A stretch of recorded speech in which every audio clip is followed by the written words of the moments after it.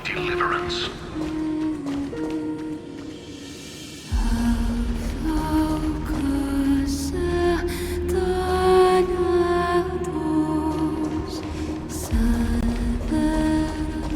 Go forth for the belief in flame chase.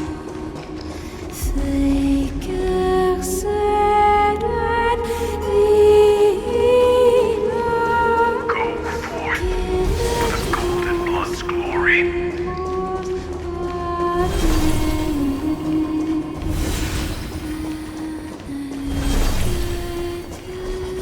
Go forth.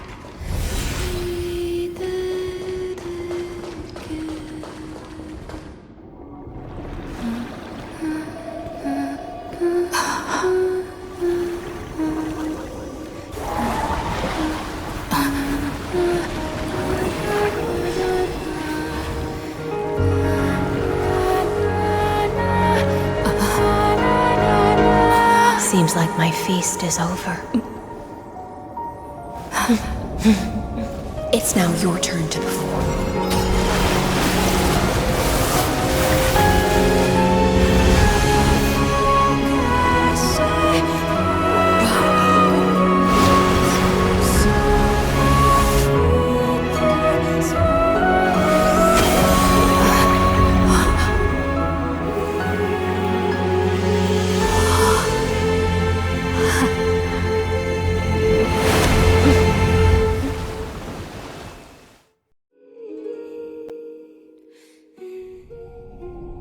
Little Grey Fry, please accept my thanks. I was the only one left after the world was destroyed, and I maintain this lonesome feast with my songs. I have prayed to that lightless sea for centuries, hoping it would reply to me. Yet the emptiness never answered. Thankfully, you arrived as promised, and everyone's wait was not in vain.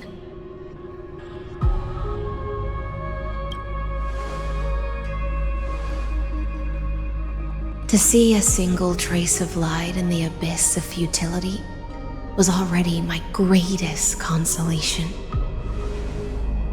When compared to those who have been forgotten, I have no right to complain about my torment. Now, you and I will walk towards the end of this world. The heroes have waited for this moment for far too long. Let us use our blades to testify our resolve.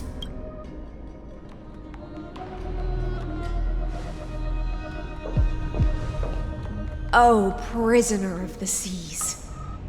Theoros carrying 30 million cycles of sin. Slave of erudition. Show yourself! The Deliverer has returned, and the time of your execution draws near. I see an awakened human who has mistakenly taken fallacies as truths and has returned to the cave to try to bring her friends into the sunlight she once bathed in. Alas, prisoners will always be prisoners, blind to the very chains that bind them. As the only other existence with free will in this world, I express regret toward your choice. But I shall retain your right to express yourself. After all, every actor should have a final line before they bow out.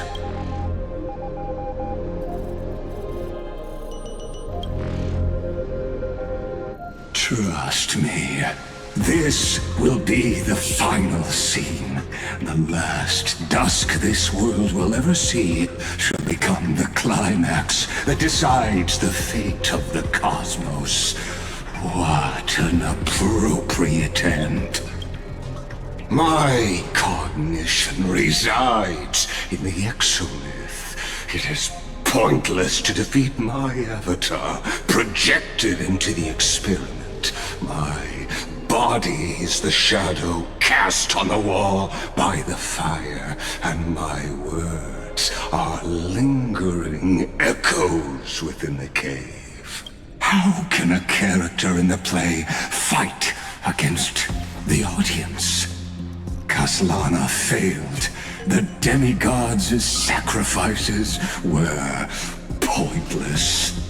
As for the two geniuses you placed such high hopes on, I ask of you, where are they now?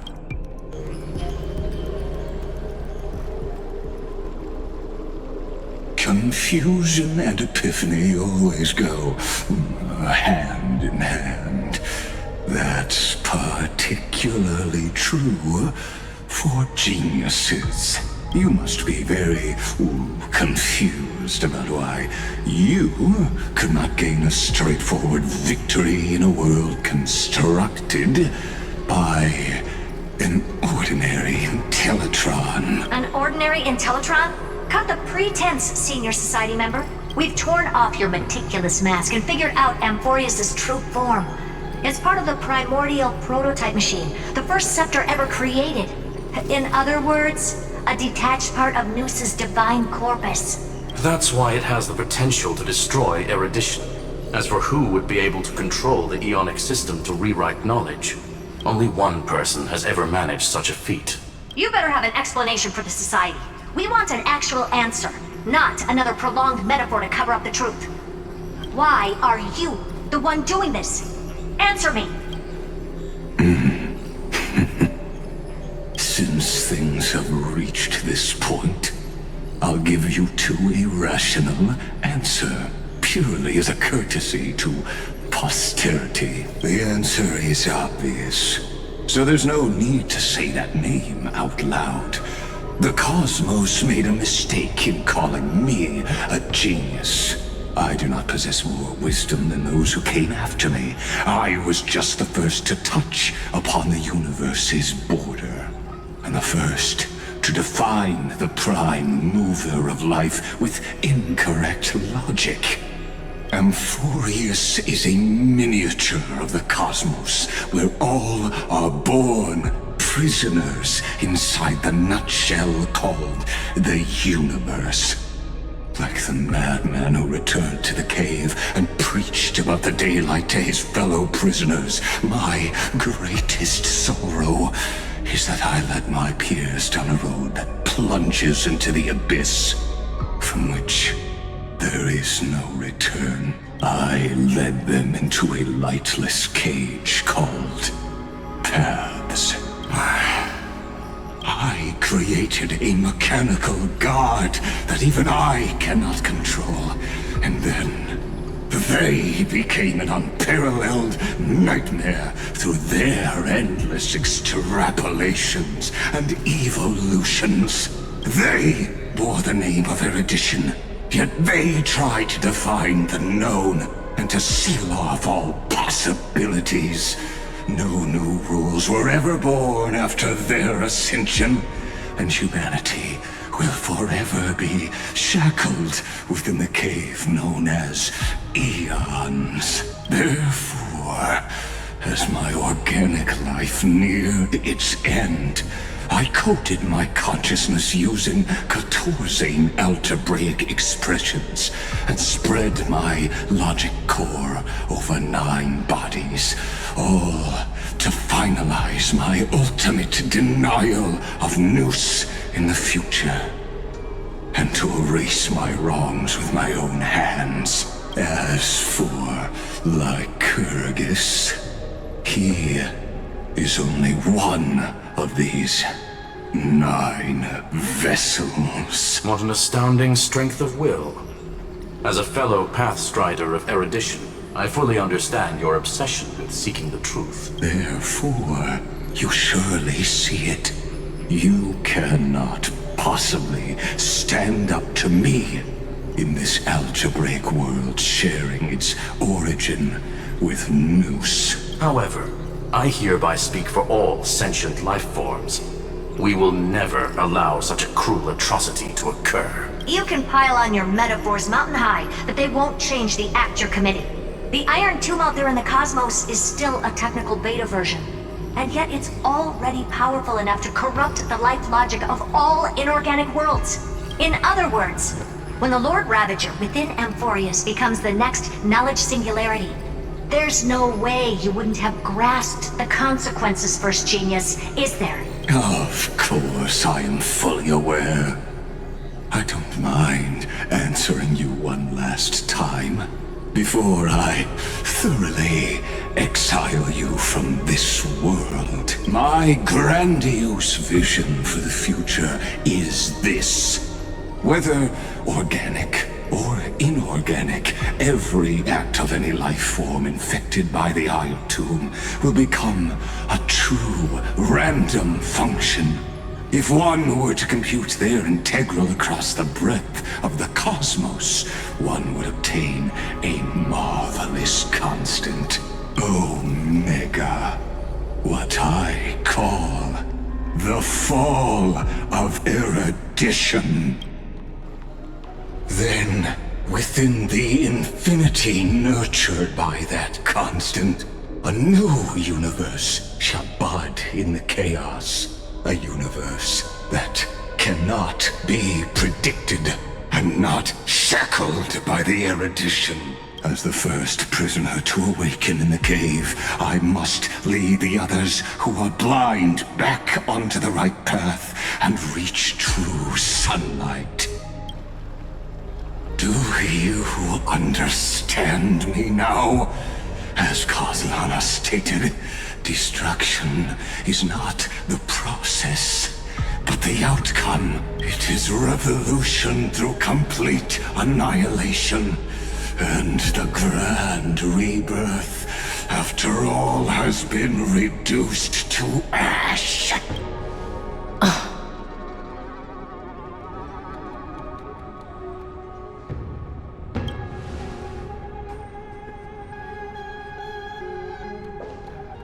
The Amphorians already answered long ago. Be it as tiny fish destined to be swallowed, or as a giant whale poised for a magnificent descent.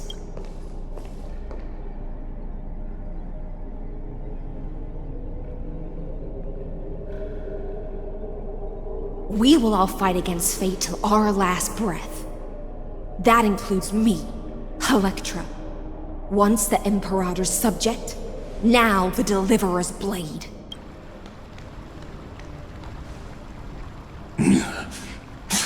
Oh, such noble chivalry.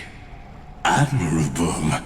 I will also show my true self to you on this momentous occasion as a gesture of respect.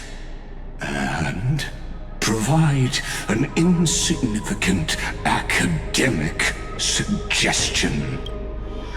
Thus speaks Genius Society number 1. Xandar 1 Kuwabara. The Intellicate of the universe is Alpha and Omega. There's no need to rage against the truth. The value of any formula resides only in its answer. As for the process of solving it, no matter how elegant, violent, solemn, or humorous, it is all utterly meaningless. As the Theoros, I will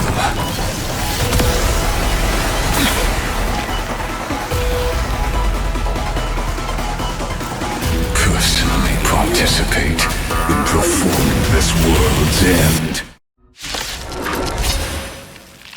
Remember this. As Gnosis Creator, I know more about the death of knowledge than they ever will. Careful. This is Lygus's true form.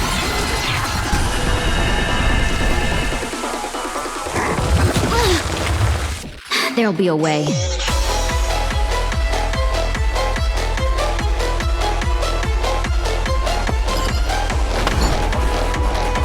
Share good fortunes. Every petal, all will be swept away by the wind. Set in position. Detonate. In the mood for another beating? Like until everything burns to ashes! Fight to live! Dreams of a past life. Let us dance once more. Monsters. Destruction needs no introduction. Let us skip.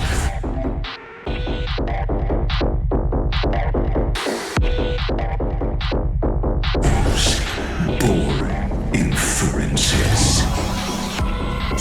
Is this the black tide? Indeed. But I prefer to call it a method of argument. Dream vanished. Pointless. Enjoying yourself? Attack detected! Fight to live! Recalibrating! Extraordinary claims require extraordinary evidence. Erudition, destruction, or trailblaze. No, I will prove that the very idea of paths is a fallacy. Enjoying yourself? Set the scene! Some value, I suppose. Every petal, all will be swept away by the wind. Eternal.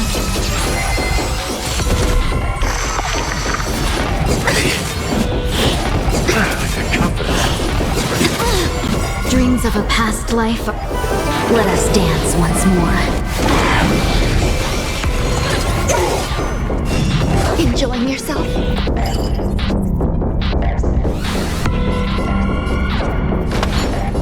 Unite our goals. Join the battle.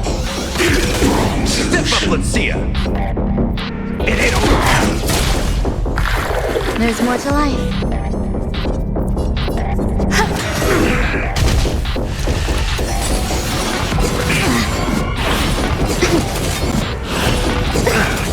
Nice, like a good brew, my friends.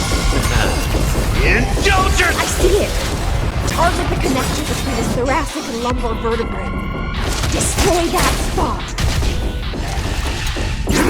Enjoying yourself? Remove vulnerabilities.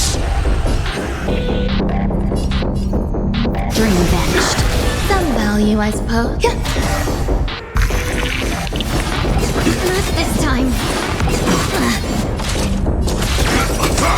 Solution. Until everything burns to ashes! Firefly type set the seas on fire!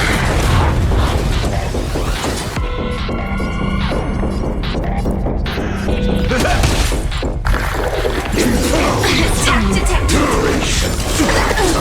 Have we met? Cloud scatter. Dreams of a past life are now all gone. Let us dance once more. Entities must not be multiplied beyond necessity. I do not mind demonstrating this to you personally. Hang in there. I'll do my best to repel the tsunami of the destruction. Every petal, all will be swept away by the wind.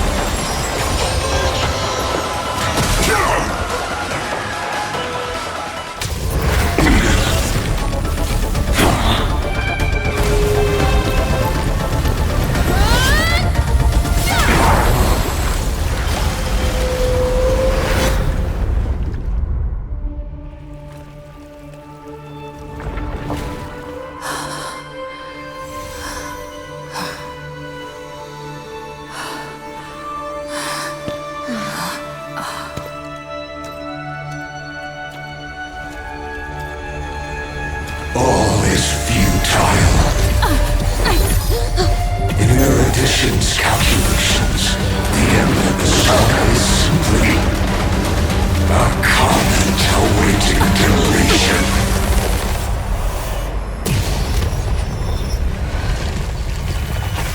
I don't like such a cold statement, okay? If numbers can decide the end of a story, then we can surely also pen a new beginning.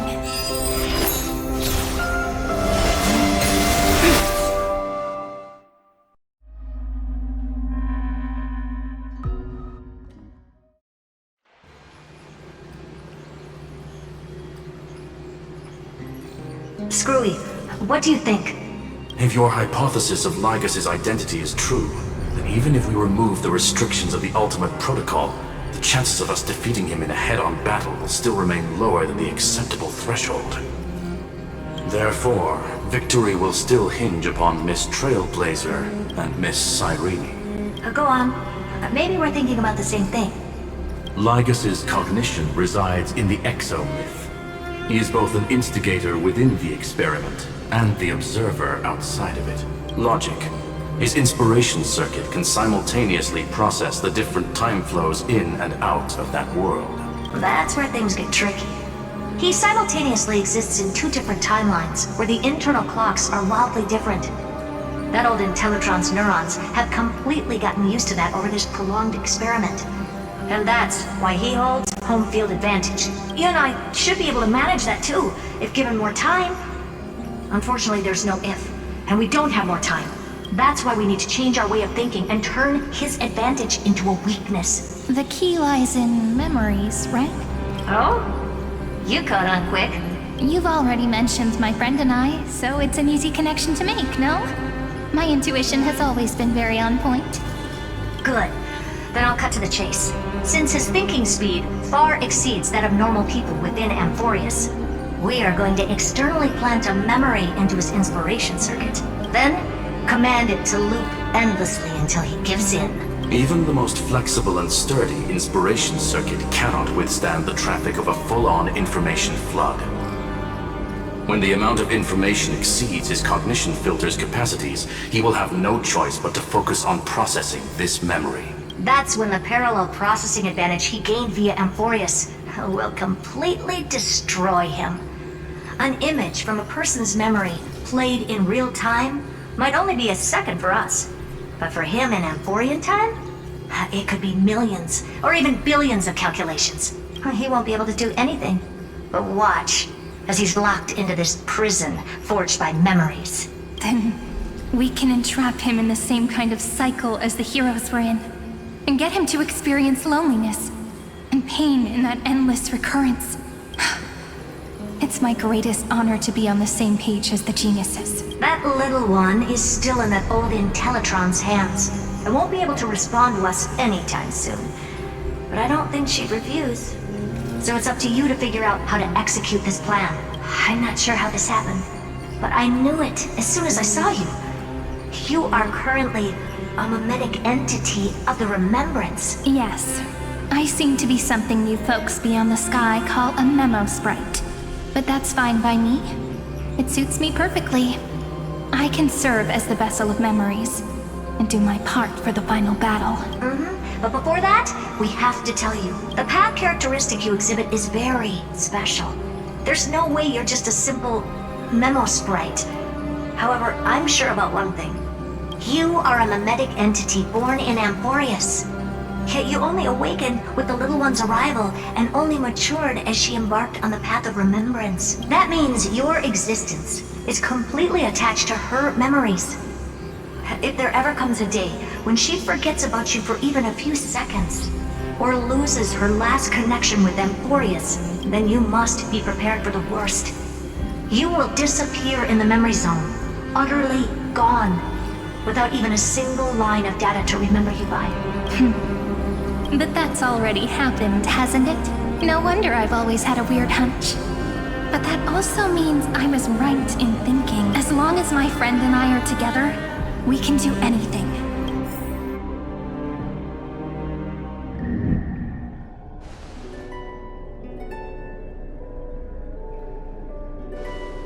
Long time no see, friend. Did you miss me while you were away?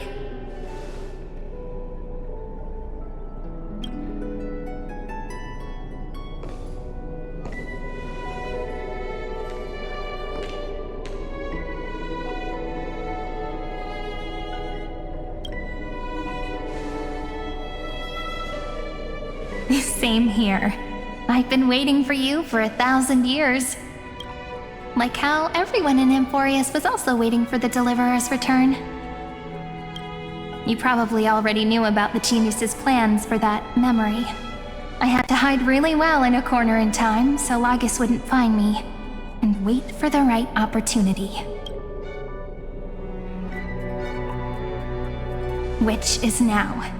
The moment when his manifestation in this world is destroyed, and his twin timelines are intersecting. I'm sorry for keeping this a secret from you all this time.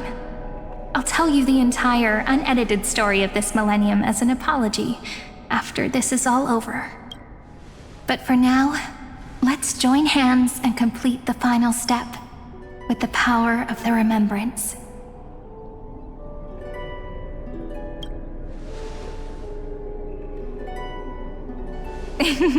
Yep. By the way, speaking of joining hands...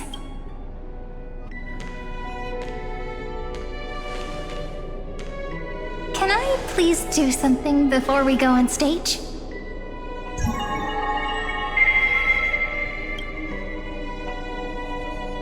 Remember the joke we made back at the Grove? Look! Aren't my hands pretty now? What a fascinating feeling. Like countless memories all swelling up at once. What about you? What did you feel when we touched each other? Really? That makes me really happy. If memories can move people, then it must have been a happy memory, right? Now, please remember what you're feeling right now. Write it down in your heart and keep it there. Memories you want to treasure will never fade away. Even if immersed in the long river of time, these memories will still leave traces of their existence. So, if the view in your memory ever grows fuzzy, just reach out and touch it. It's like reading bedtime stories together at night. It wipes away the chill of passing time, sharpens the outline of memory, and restores its power to nourish the spirit. Now, I'll carry this power with me, and for a little while, I must part from you. As I step into the long cycles of this world, give me your blessings, friend. Then, let that bright future be, as we have written. Then, I'll leave it to you.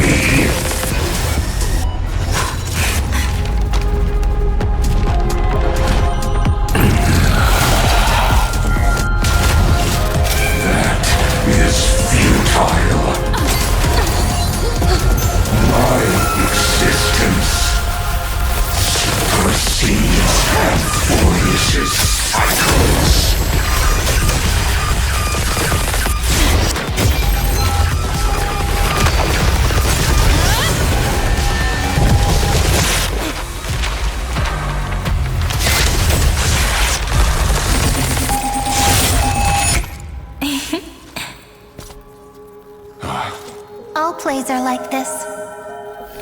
Once you're on the stage, it's hard to return to the audience. Welcome to our story. How does it feel?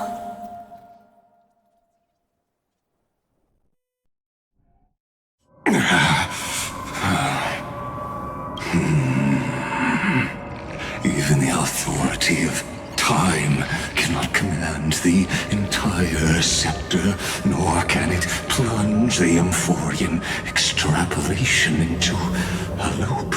If this was no system malfunction, then was I implanted with a mimetic entity of the remembrance? You guessed it right away.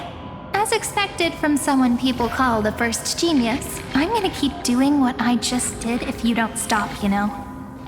My friend and I won't allow you to leave this memory, no matter what happens, which means you are now trapped, Lord Xandar. An elegant idea, and an exquisite execution. Regrettably, it is you who are restrained by time, not me. Know that patience is my greatest weapon. Waiting and victory are the same for me. You will crumble before I do in this moment stretched out to an eternity, just like Kazlana will. Yet all I need to do is to wait, as yet another futile bug falls down the cliff and into the bottomless abyss. Now I'm a pink bug? My looks are seriously changing all the time. But you're not wrong. We're definitely not gonna solve the problem if we just put you in another prison. So that's why we never wanted to do that in the first place. I shall answer your confusion purely out of my respect for those who came before me. Have you heard of the synesthesia dreamscape in the Asdana system? Interestingly, that place once had a prison too. Life forms living in that environment, abundant with memoria, have a chance to connect their perceptions with each other's. Even across great spatial divides, they're able to detect shifts in one another's states. I call this phenomenon memory zone entanglement. In Asdana, people made use of that phenomenon to build a nation within a dream. After adding in the catalysts of harmony and remembrance, that is. Is that how you walked into my prison cell? Using those same principles? I would much rather call this location our negotiation table, Lord Xandar. Nonetheless, your hypothesis is correct. We happen to have an ally skilled in tuning, while the Trailblazer and Miss Cyrene both have an astonishing amount of resolve, which I'm sure you can testify to. I am also sure that with the support of such a resolute memo sprite, our conversation can last for a long, long time. I'm the best at listening to stories, you know? I'll leave the exciting clash of the erudition to you two geniuses. A brainstorm? I like it. And it's 2 against 1? Well, I like it even more. Let's talk, Xandar. Take a guess. How much do you reckon we can dig out of your brain before the next second? And how many ways can we find to deal with you? Besides, in your current predicament, there's no way you can take our trump card away. Go, little one. Go. Overturn the Era Nova. Like Hergus disappeared? It seems you had conducted a secret hunt in the depths that even I cannot reach. In that case, go. Swim onward and give this campaign a fitting end. I shall send you off with my song, Greyfry. May this song penetrate time and become the prelude to the new world.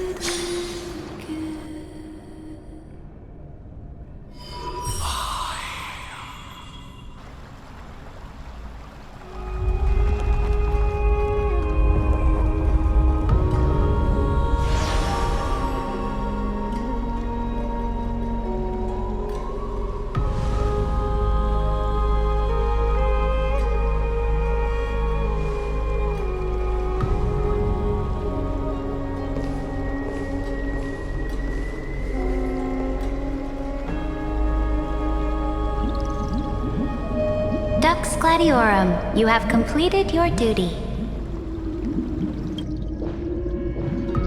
A new dawn is about to rise. Why not swim towards it?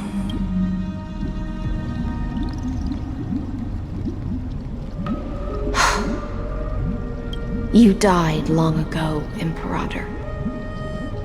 Depart from my mind.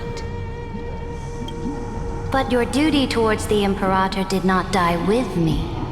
That duty will bind you no more. You will be able to hold for yourself one grandiose feast after another in the endless days to come. So go. Go and swim towards that ocean beyond the sky with the Deliverer. Is this? A page out of that sidekick's book. I commanded her to gift this page to you when everything finally reaches the end. What's on this page? Memories. Lifelike memories. That sidekick found me after the bloody feast 1,000 years ago and showed me her diary. I saw within that notebook.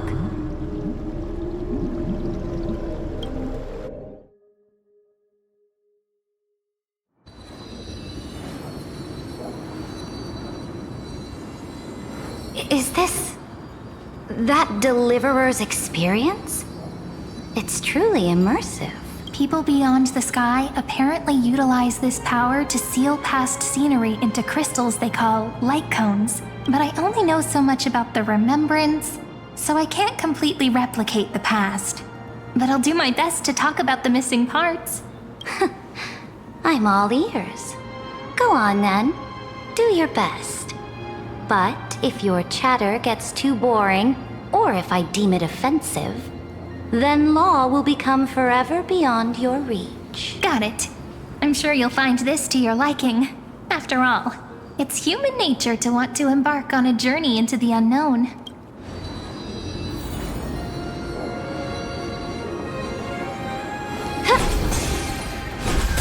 A direct offensive? Or crush them from the flanks?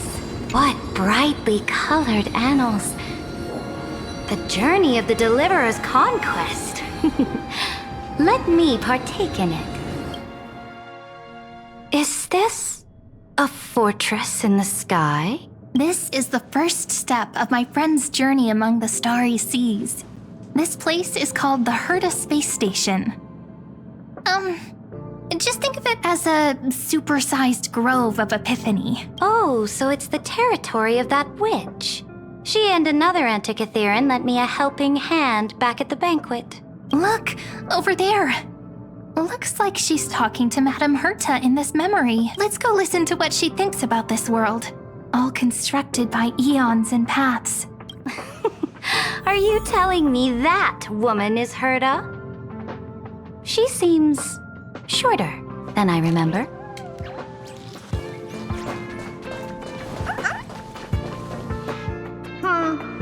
Pretty nice space station, huh? But just wait. After a couple more stops on the Astral Express, you'll see sights that'll make this place look ordinary. Oh, the cosmos is so vast that the unknowns far outnumber the knowns. But none of them will end up being anything amazing. The farther you go, the more you'll understand what I mean. So do your best with the nameless. Break a leg! And remember to send an update or two to Asta when you've got some downtime. She certainly shares my way of thinking. Only that instead of a conquest through blood and fire, they chose a gentler path. People call Madame Herta and Mr. Screwlum geniuses.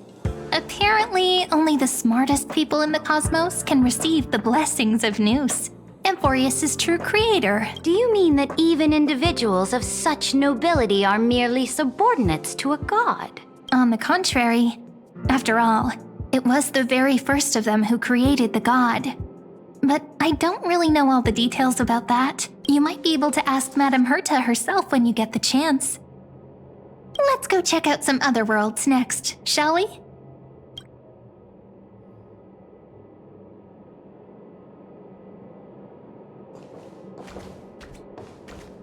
Oh, the cosmos is so vast. next stop on the journey has a lot of similarities to Amphorius.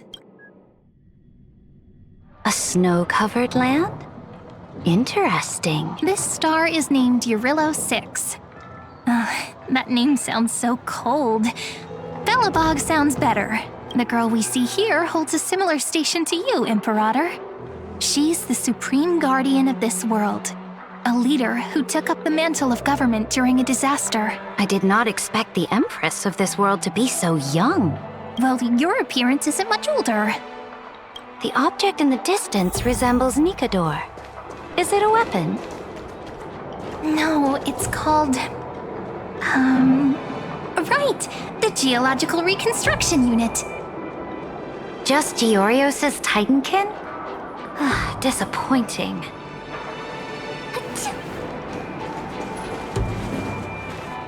It's all thanks to you that we survived the crisis. The collaboration with the IPC is both an opportunity and a challenge.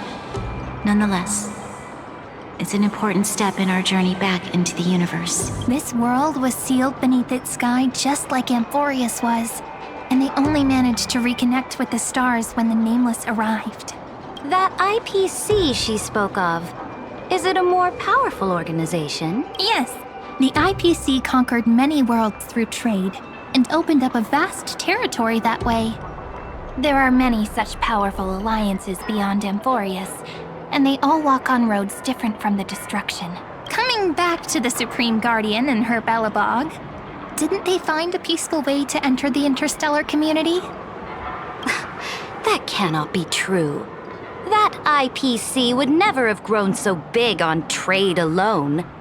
It may pretend to be a wealthy merchant with clean hands, but I am willing to bet that it grew fat on gory oppression and bloodshed. Its path of conquest must have had no mercy for the weak and would have destroyed them if needed. Are you telling me that this snowland never thought about tossing its dignity to the wind and kneeling to the IPC? I will not believe it. I will never allow the Imperator's empire to be sullied by others. Amphorius must become a power so strong that no interstellar foreigner would dare to look down upon us. Imperator, Belobog isn't as weak as you imagine. Listen. I indeed hesitated. But now I understand what we must do. Belobog must learn how to walk on her own, until she no longer needs the support of others, and can stand on her 2 feet among the stars. Even if I may not live to see it, I believe such a day will surely come. They still have their dignity intact. One day, that hope will melt through the ice and help them into a prosperous tomorrow. But the order of the cosmos is already set in stone. The old laws decree that only the strong survive, binding the weak in an unbroken chain, until they wither and turn to dust. Unless they embrace the power of the destruction. Amphorius must shatter the old law and become the new order among the stars. Speaking of the order, another one of my friend's companions may be able to enlighten you further on that. Let's go to the next page.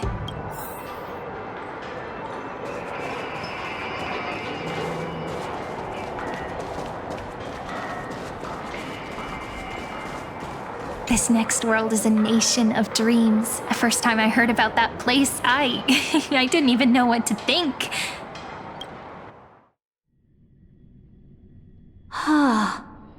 Such opulence does indeed evoke astonishment. This world is called Penacony, an eternal city built upon a land of dreams. It's also my friend's previous stop, where they went through a risky but exciting adventure. Tell me about it then. That man standing afar has wings on his head. I am truly curious. I wish to gaze upon the views of the Reverie Hotel one more time. I'll be just a traveler when I come back here again. And perhaps through a traveler's eyes. Even the things I once knew so well will feel strangely different. Penacony is a land of the harmony, where all dreams and hopes merge and combine. It believes in unrestrained freedom, and that's how it lost itself in shallow delights. Then, this young man before you chose to rewrite its laws, using the power of the Order, hoping to shape a dream-bound paradise of perfect happiness. Yet, the paradise of my dreams remains far away. Perhaps a brief journey with the Nameless can show me more possibilities in my search for paradise. As for what Penacony should look like, it'll be up to her. No, up to their trailblazing now. Oh, it sounds like this ideal kingdom is no more. That's right. The people chose to wake up at the end. You can't see tomorrow when drowning in sweet dreams. This individual's law acknowledged only gods and constructs, leaving no space for humanity. And yet, the fact that he could accept defeat and resume his journey shows a rare self-awareness and clarity of mind. You are also very self-aware, Imperator. Then you must know that the world promised by the destruction also has no place for humanity. I am indeed very aware of Lycurgus's honeyed words of deceit. I have seen enough. Take me back.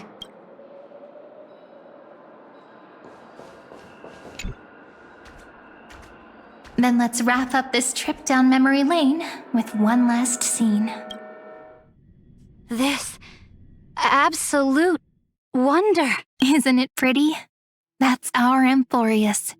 Our world flows and meanders in this endless band of light. Though we were born from the designs of the gods and are not yet truly alive, the Chrysos heirs of Amphorius still chose to stand against fate and carved a legend no different from that of humankind.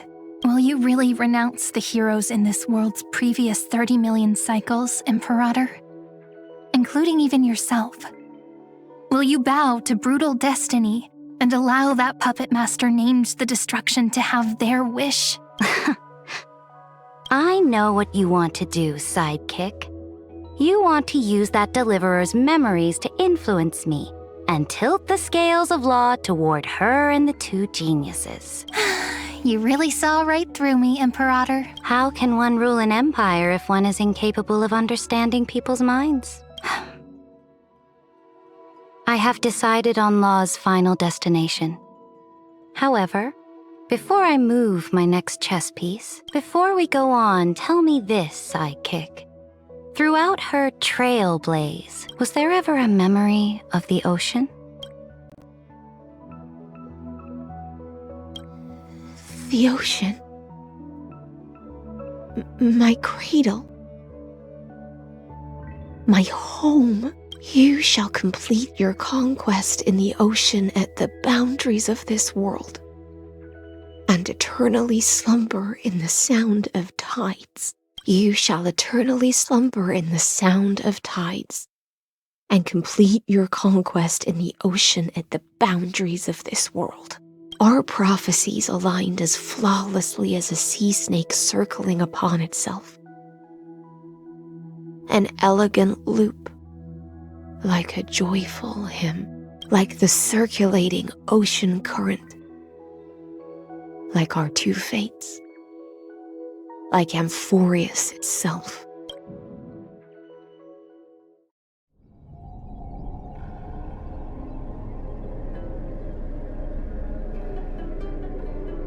The trial is over. So tell me, who will own the divine authority of law? I won't give it to anyone. What? I am the law. Why should I give my imperial crown to any other? Both the Deliverer and the Theoros came from beyond the sky. They have no right to interfere with the lands I conquered with my own two hands. The law of Amphorius shall be determined by Amphorius's master. What exactly did you see in the trial? Everything. I saw everything regarding the rules of this world's operation. I saw the laws of extrapolation that Theoros spoke of. I saw the ultimate protocol. As long as I offer a sacrifice of equal weight, I can rewrite the laws of this world according to my will. I can turn good into evil, ugliness into beauty, and weakness into strength. Fate gave me a very fair deal. One rule change for the life of one demigod. What are you planning to do? You can't guess. We can conquer the stars without relying on any power from beyond the sky. We just need to make some reasonable sacrifices. Your ambitions have already made so many people give up their lives for the law. And you're still not done? I am determined for Amphorius to stand on her own 2 feet among the stars. You are beyond reason. You think such a simple and hypocritical statement can justify your atrocities. There's no new without destroying the old. That's what you consider an atrocity? Ironic, for that is also the unchanging law of Amphorius's revolutions. Ever since the Flame Chase prophecy resounded in the distance, fate has decreed for the Chrysos heirs to ignite our blood and illuminate this dark age. People would still be puppets of the old dynasty if it weren't for my conquests. But your world doesn't seem to be any different from your predecessors. Bloodshed, tyranny, oppression. You're making the same mistakes they did. Go and see everything for yourself. Go to any library I've built. Go listen to the rumors on every street corner. Go and witness how the Imperator crushed the old laws and forged new ones. Go and see what my conquests brought to this world. I cleansed the Chrysos War's filth and mended all the conflicts left by the Arabellica. I restored Akima's might and allowed mortals and Chrysos heirs to face each other as equals in the Council. I punished all sins and rewarded all achievements. I smashed Talantin's shackles, united humankind to save themselves, and started the Flame Chase era. That's what the Imperator has done in her glorious life. So now, hearken to my final words. History will eventually forget Saridra. But it will never forget the Imperator's people or the Flame Chase era she began. Final words.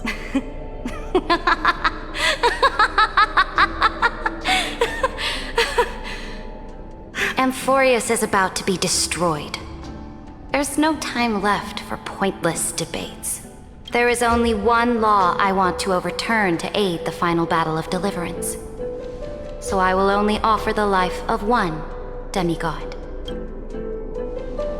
In the name of the Imperator, I command you one last time, Electra. Either sacrifice yourself for conquest, or pierce this tyrant's chest with your sword. Thus, the Imperator concluded her final speech.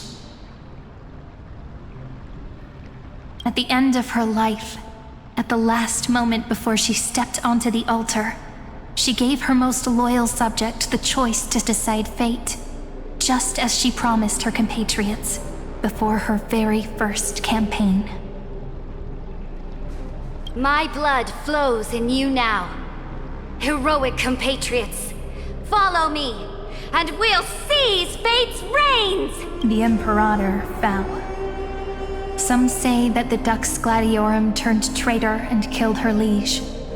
Some say that she imprisoned the tyrant in a shallow pond of water, then left. Which meant the Imperator had to kill herself to rewrite the law. There are countless stories about her death. All we can be sure of is when the knight left the vortex, the Imperator was still mumbling about their past conquests together, the beginning and and the end of her existence. Imperator, wait! How could someone of your status come to the front lines? Let me be the flag bearer! The troops defending the pass to the west of the grove. Have they surrendered? They ran as quickly as they could when they heard your name. The Golden Cocoon Pass is now in the First Legion's hands. Good. What about the Delosian militia? The Third Legion set fire to the mountains and flattened everything west of the basin. They just need a few more days. That is enough. We cannot afford to miss an opportunity for victory. Lastly, how many Ladonian cannons are left? They are no more. The Second and Fourth Legions have destroyed them all. Very good. They now have no way out, no reinforcements, and no artillery support. We will be able to liberate the Grove of Epiphany in the blink of an eye. We will launch the final charge 1 quint after the curtain fall hour tomorrow. Remember, as long as the Alliance's flag still flies on my shoulders, you must keep moving forward. Take no prisoners among the enemy's soldiers. All sages who resist are to be captured and tried according to martial law. And do not destroy any books. Now go! Notify the entire army. Understood! Those who are resolved to die, we salute you. Reporting in. The mountain dwellers are resisting fiercely, and the legendary Mountain Breaker has personally engaged in battle. Their formations are nigh impenetrable. Then cease our frontal assault. Send scouts to all legions and tell them to retreat into the Tritos Plains before the parting hour. What? Are you planning to surrender? It's a strategic change of plans. The seismic walking dragon is enough for that battlefield. Walking dragon? You mean that stupid beast, Terravox? What can they even do? Stupid? No. They are the wisest of all of Georios' creations. Only they can perceive the currents of time. Let them deal with their earthly brethren. We will advance and take the lead in defeating what remains of our enemy. I will deliver the most fiery retribution for the humiliation they dealt us, and crown myself with a god-slaying wreath. Understood. I'll see to it. Those who are resolved to die, we salute you. The Temple of the Three Fates sent a letter, Imperator. They refused to surrender and said this letter is their last warning to us. Tell the commanding officers not to launch any attacks unless they receive the Imperator's handwritten approval. Disobedience will be punished by death. What are you doing? The priests of the Three Fates aren't soldiers, but politicians. Do not mistakenly believe they don't have a plan. These dying pests will wring out every idea from their brains, all for short-sighted gain. They are much shrewder than we are. I am inferior to them in that regard. They also have the prophecy to wield as a weapon, something I am not blessed with. Launching an unplanned attack will only disadvantage us, as all of Emphorius will judge our actions. Which means I will be heading to the battlefield myself, just as I have always done. This time, however, I will go alone. I will conduct secret negotiations to ensure fate is on our side.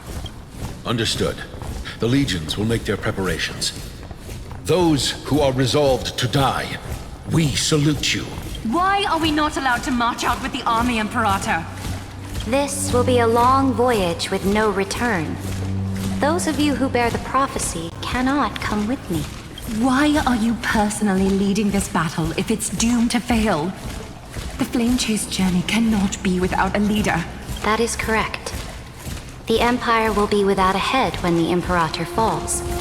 But remember, as long as you seize the right opportunities, even a chaotic game will remain winnable. My departure will create a long staircase for you.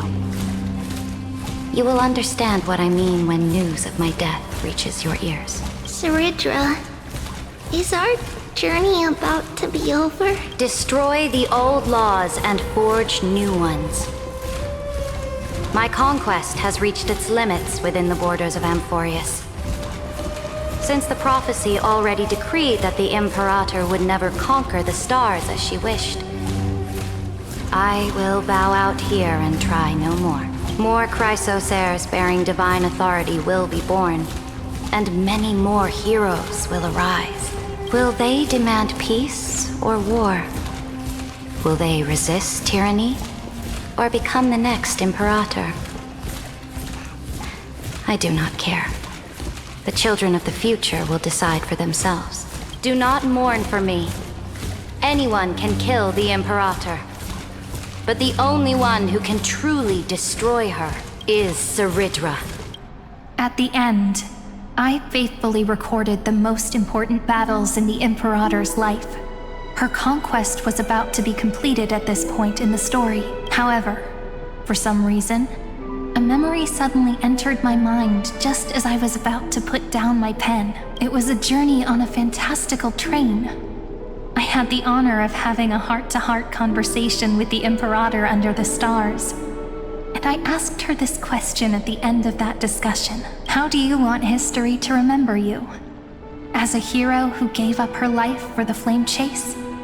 Or as a tyrant? She answered so quickly, as if she had made up her mind long ago. I would rather be forgotten than be defined.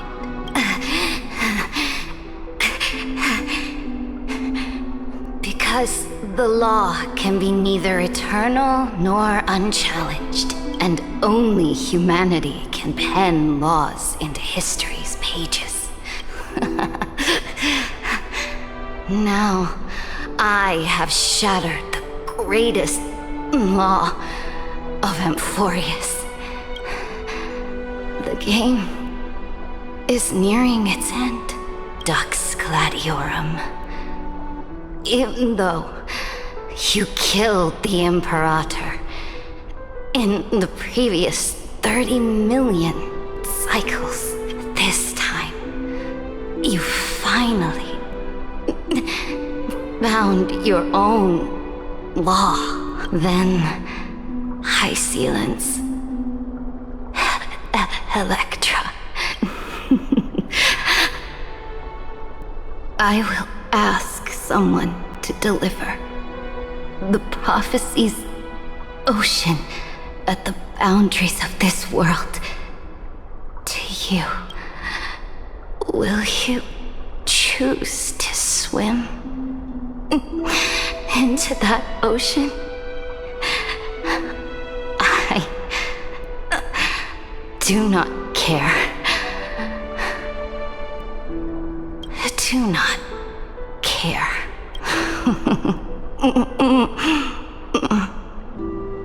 The Imperator muttered about her conquests, and news of her death spread in the city. Freedom! Liberty! The tyrant is dead! Go! Shout this news in the streets! My people! My fellow elders! Do not panic. Stand your ground. That usurper has paid for her ambition with her life. People once cheered for my ascension. And now they cheer for my fall. No matter. I am fond of applause. I see the cosmos.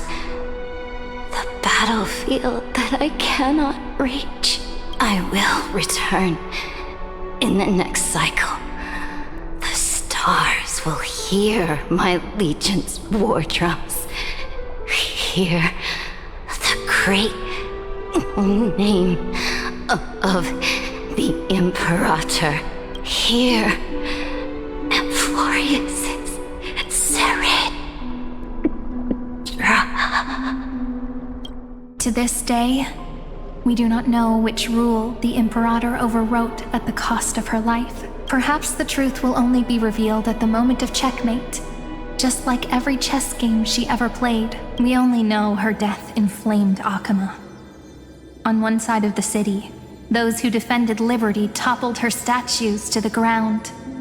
On the other side, her supporters put themselves between the masses and her monuments, declaring loudly that the Sovereign is still among the people. It is said that golden blood congealed into the same letters everywhere they fought. It was the name borne by Akama's first and final Sovereign, the Imperator Saritra. But the one who bore that name did not see any of this. Her gaze was cast far away, and the sound of tides in her ears drowned out the people's cries. What was the Imperator thinking about in that prophesized ocean at the boundaries of this world? In that shallow puddle of stagnant water? Was she reminiscing about her past conquests? Or repenting for the millions killed for the flame chase? It was neither. The Imperator only saw how the surface of the water gleamed like that crude chessboard, dissected by light and shadow in the afternoon when her teacher played against her for the first time. Look at this chessboard. What do the pieces look like? They are strangely beautiful. They look like the stars in the night sky ablaze.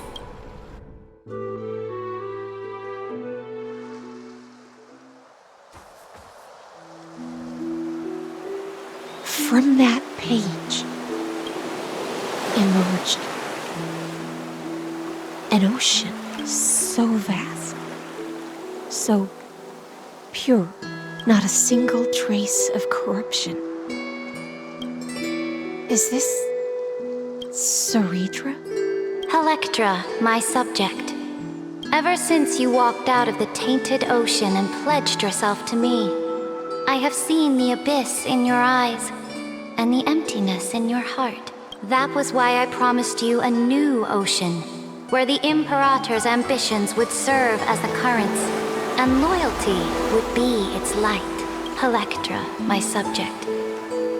You have done your duty as my blade. The prophecy has now made its final decree on the road I intend to walk. My conquest is doomed to never reach the stars. But the Imperator never makes empty promises. So take this memory, this ocean, beyond the sky, as witnessed by the Deliverer. This is the final gift that the Imperator can leave for her subject.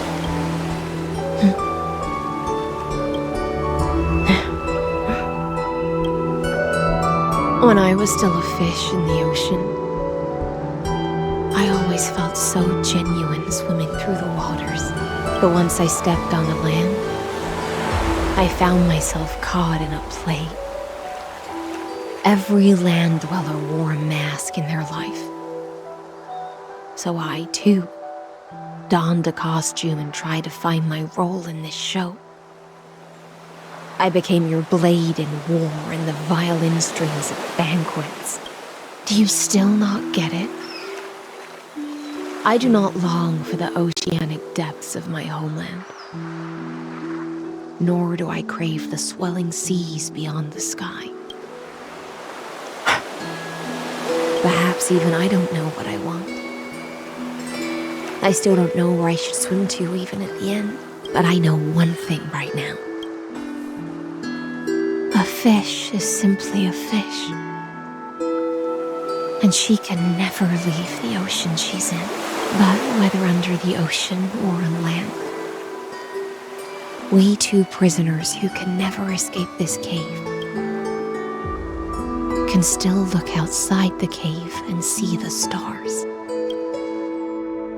I have to admit, the 12-factor simulation of life in this experiment has far exceeded my expectations. Make your choice then, Senior Society member. Do you want to keep walking down the wrong path and be remembered for your incorrect conclusions? Or do you want to return to the audience's seat and give yourself, Amphorius, and the entire cosmos a more fitting end? I must refuse. A dead man never fears death. Did I not make myself clear? Have you forgotten about our dear Lord of Silence? You wouldn't want her to consider your 8 other clones as cancers within the erudition and chop them all up, would you? Your logical deductions are vastly different from mine. Therefore, allow me to provide one more academic recommendation. Listen, my peers. Why don't you look beyond this world? Just as the Chrysos heirs did. Re-evaluate your calculations and take into account all enemies in the upcoming war among the Eons. Amphorius is not a place where 3 paths entangle, but where 3 paths fight to the death. You used Memoria to resist me, but did you not consider the possibility that the Remembrance and their children might have taken this opportunity to join the fray as well?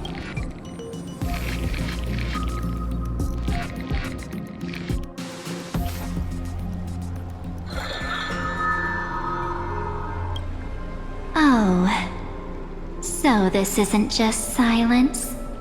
It's the answer.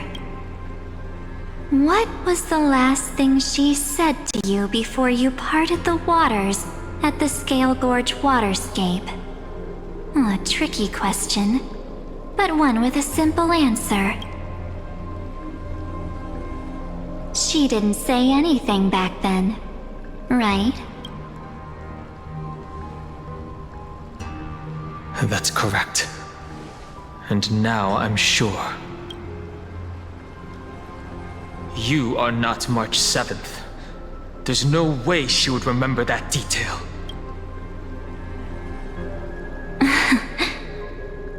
I'll only warn you once. Leave her body. Now. How impulsive. That's not like you at all. Why don't you calm down and think about another possibility? I didn't take over March 7th's body. Rather, it's March 7th who regained my memories.